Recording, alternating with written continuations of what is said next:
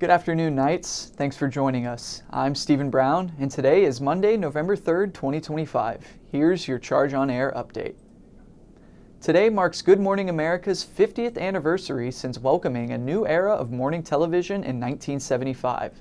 The show's co-anchors kicked off a celebration of the show's milestone anniversary with the same three words to viewers: Good Morning America.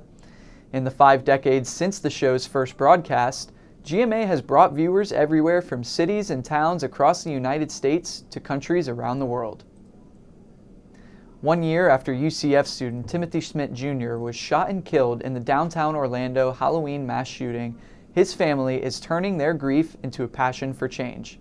Charge on Air reporter Shane Winsten spoke with Schmidt's father, who says the UCF community inspired his new nonprofit.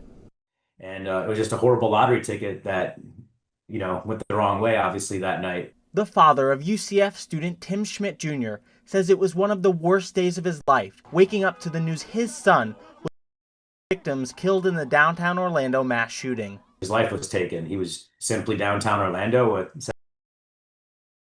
Schmidt Sr. says his family was put in a situation that's all too common. In his son's place sits a massive stack of bills. The bills that come from that, as we've seen firsthand, are just out of control. No one expects to have burial insurance or do something like this. To help pay for those expenses, members here at the Alpha Epsilon Phi fraternity set up a GoFundMe. That campaign shocked both the family and fraternity brothers, raising $77,000 in just 3 days. And he was just a really good friend. Jacob Agozi knew Schmidt since middle school and set up the fundraiser. Obviously, it's for Tim and Tim's family. But it's been simply amazing. And it just speaks again to the character of people that get admitted to those universities and the network that my son had, the reach he had. Schmidt says the university inspired him to start a nonprofit that provides financial assistance for families going through a situation similar to his. So we're here to help out with funeral expenses, therapy, anything families need to transition away from a tragic loss. Tell me how this organization embodies your son. So he was someone that always looked out for his friends, always took care of people. Because the kind of person that Tim Jr. was. He was very kind and, hit a lot of people. Turning the unimaginable into a path to help others. In Orlando, Shane Winsten, The Charge on Air. Schmidt Sr. says they have already helped a few families and are looking forward to growing the organization in the years to come. UCF men's basketball finished its preseason exhibition and takes on Hofstra at home tonight for the first game of the regular season. As the Knights prepare for the year, I had a chance to speak with members of the team about adjusting to so many new players. UCF men's basketball tips off in its first game of the 2025-2026 regular season tonight at home. Only this season, UCF enters with an almost entirely different team. With only 2 returning bench players, the Knights will turn to newly acquired transfers to lead the charge. UCF head coach Johnny Dawkins said the competitive exhibitions against Duke and LSU helped the team prepare for the real thing. And what's going to happen is they'll develop better, I think, from having face opponents like this. I think they will develop and respond faster than if we had maybe eased them into this and didn't give them a real approximation of what they're going to see.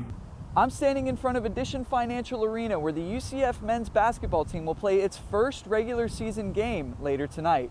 And with so many new teammates, senior transfer guard Riley Kugel spoke about what the Knights have learned as they wrapped up exhibition play and head into the regular season. We had 2 high-level games so far. That's everything you can ask for, going against the best opponents. So just playing against them, seeing what our weaknesses is, what our weaknesses are, and what our strengths are. And with the whole new team, it's just, it's going to be a fun year. So the new Knights will get to see just how much fun they can have for the first time this season tonight against Hofstra. In Orlando, Stephen Brown, The Charge on Air. To keep up with coverage of the Knights' 30 regular season games, be sure to stay tuned to The Charge on Air throughout the year. UCF's women's soccer team defeated BYU 2-1 in their last game at home. The Knights faced off against BYU on October 27th at the UCF Soccer Complex for their last home game of the regular season.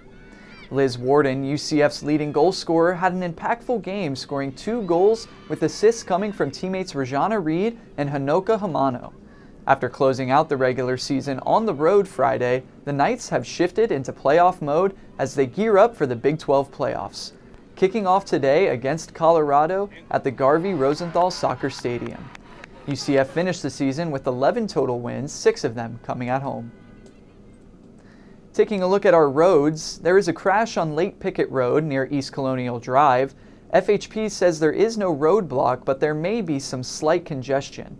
On campus, B1 through B4 parking lots surrounding Milliken Hall and the Duke Energy Welcome Center are now closed for renovation. UCF says they should reopen around mid-January. Now let's take a look at today's weather forecast. Today's high is 76 degrees with a low of 55. There is a 0% chance of rain as of right now. However, there is currently a river flood warning for Seminole County, so please be sure to be safe if you're in that area, Knights. That's all the time we have for now. Make sure to keep up with all that's happening throughout the week by following us on Instagram @TheChargeNews, and check back here tomorrow for another news update. I'm Stephen Brown. Thanks for watching and have a great day.